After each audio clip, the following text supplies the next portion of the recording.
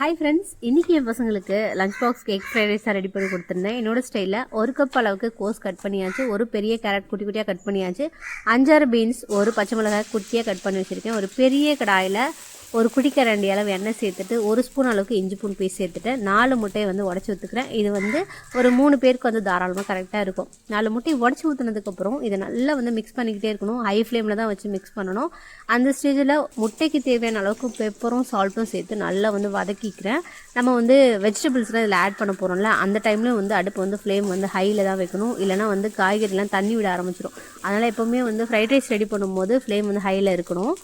இப்போ கட் பண்ணி வச்சுருக்கேன் எல்லா காய்கறியும் சேர்த்துக்கலாம். ஒரு பச்சை மிளகா, பீன்ஸு, அப்புறம் கேரட்டு எல்லாத்தையும் சேர்த்து நல்லா ஒரு நிமிஷத்துக்கு கிளறி விட்டுக்கிறேன்.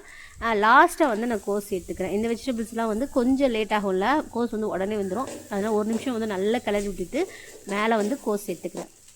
கோஸ் சேர்த்ததுக்கப்புறம் நல்லா மிக்ஸ் பண்ணிக்கோங்க. மிக்ஸ் பண்ணிவிட்டு இந்த ஸ்டேஜில் நான் ஒரு half spoon garam masala, half spoon தனி மிளகாய் பொடி சேர்த்துட்டு நல்லா மிக்ஸ் பண்ணிக்கிறேன். மிக்ஸ் பண்ணதுக்கப்புறம் 1 ஸ்பூன் அளவுக்கு பெப்பர் பவுடர் சேர்த்துட்டு மிக்ஸ் பண்ணிவிட்டு ஆல்ரெடி சாதம் வடித்து வச்சுருக்கேன், அந்த சாதத்தையும் மிக்ஸ் பண்ணிக்கிறேன். இப்போது உப்பு செக் பண்ணிவிட்டு தேவையான அளவுக்கு உப்பு சேர்த்துக்கோங்க. உப்பு சேர்த்ததுக்கப்புறம் நல்ல சாதத்தை போட்டு நீங்கள் மிக்ஸ் பண்ணிக்கோங்க. நான் நார்மல் ரைஸ் தான் வச்சுருக்கேன். பாஸ்மதி ரைஸ் வேணுனாலும் வச்சுக்கலாம். மதியம் லஞ்ச் பாக்ஸ்க்கு பாஸ்மதி ரைஸ் ட்ரை ஆகிடும், அதுக்காக நார்மல் ரைஸ் போட்டிருக்கேன். கூடவே பார்த்திங்கன்னா ஃபைனல் டச்சப்பாக 1 ஸ்பூன் அளவுக்கு சோயா சாஸும் கொஞ்சமாக சில்லி சாஸ் சேர்த்துருக்கேன். சேர்த்துட்டு நல்லா மிக்ஸ் பண்ணிங்கன்னா உங்களுக்கு ரோட்டு கடை ஸ்டைலில் சூப்பரான எக் ஃப்ரைட் ரைஸ் ரெடி ஆகிடும்.